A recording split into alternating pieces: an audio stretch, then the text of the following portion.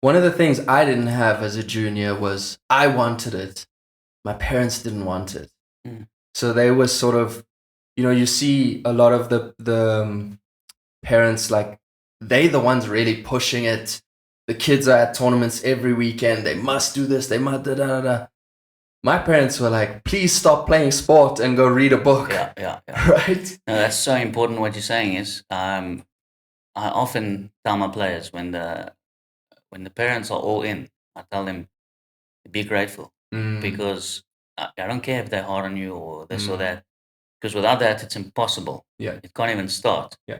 And then I see talented players who their parents drop them off at tennis once a week, Yeah. and I'm like, if only they were committed. Yeah. And look, fortunately, they backed me money wise, Yes. right? Which I'm extremely grateful for, of course. Mm. But that's where it stopped. And it Mm. was sort of always like, when are you going to stop this? When are you going to like do real things or Yeah. whatever? Mm. And that weighs on you a That lot. does. Yeah. And when you're that age as well, trying to push for something like that yourself, it taught me a lot about life. Like, listen, you're going to have to be the one that wants it in whatever it is you're doing. And it built me, I think, well as a man, but it it left me in a position tennis wise where it was like, you're not gonna be as good as these other guys and whatever, because you're just not able to. You don't have anyone else trying to push you. I must say, in my 16 years of coaching, Mm-hmm. I've never had one top 10 players where the parents weren't pushing. Mm. When you're 12 years old, 13 years old, you can't push yourself enough. Exactly. So I'm with you there.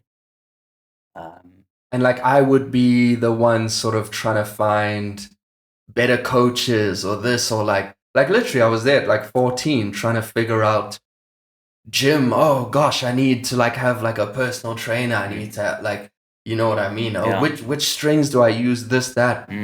I see a lot of parents where they at the lesson, like watching and Yeah. like, I played a kid who I think you coach as well. I don't want to mention names or whatever, just in case. But he was one of the more popular videos on your Instagram. Okay. Played him in a tournament recently, and his parents were on the side marking down what was happening on every point, how many unforced errors he was hitting. Da, da, da. I think I know what you're talking about. Yeah. Yeah. And I spoke to them afterwards, and they were saying, yeah, the coach wants it and stuff. And I was just like, Yeah. wow. You know, these kids, some of them don't understand how lucky they are to have parents who are that serious about this thing. Because for me, it was like, coming home, and it's more like, my mom always hated it because she's an academic person. And my dad loved it because he's a sportsman, but he was also very no push behind it. Just if you want to do it, like, cool. He used to come watch. Yeah.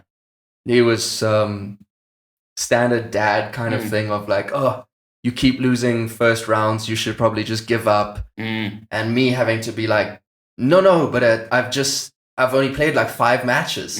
Let me just, I need time, I need whatever.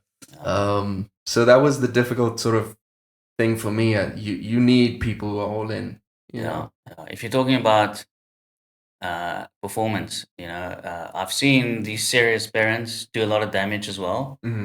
But if you're talking about performance, I still prefer that over a parent that's not all in. If you're looking for results, you will make some mistakes as a parent. But like I said, I haven't had one player performing without the parent like pushing. So it's a big thing because tennis is a solo sport as well. You don't have a team of, there's no like guys trying to help each other and stuff like that, you know.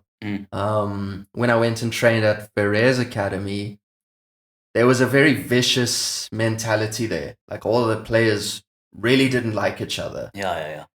Because they felt everybody was fighting for the coach's attention.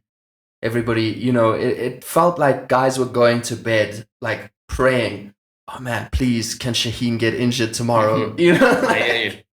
Yeah, it's war. Yeah.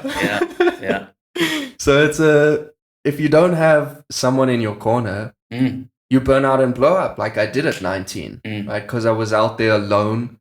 All this pressure, all this stuff. I was spending a lot of my parents' money as well. Even though they were really not wanting me to do this whole thing. Luckily, they were still supporting it financially.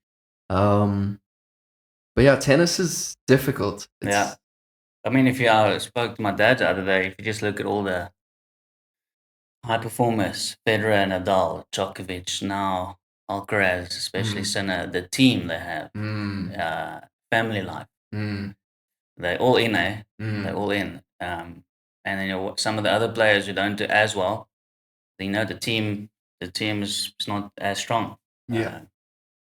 So I think that's huge. The circle around you. Yeah. And again, it takes quite a lot of financial backing to have the team as well. It's a lot. Like the Carousel guy I was telling you about just now, he's funding this whole thing himself. So he's not traveling with a coach. Not even a coach. Yes. Never mind physio or anything else. That's tough, man. Yeah.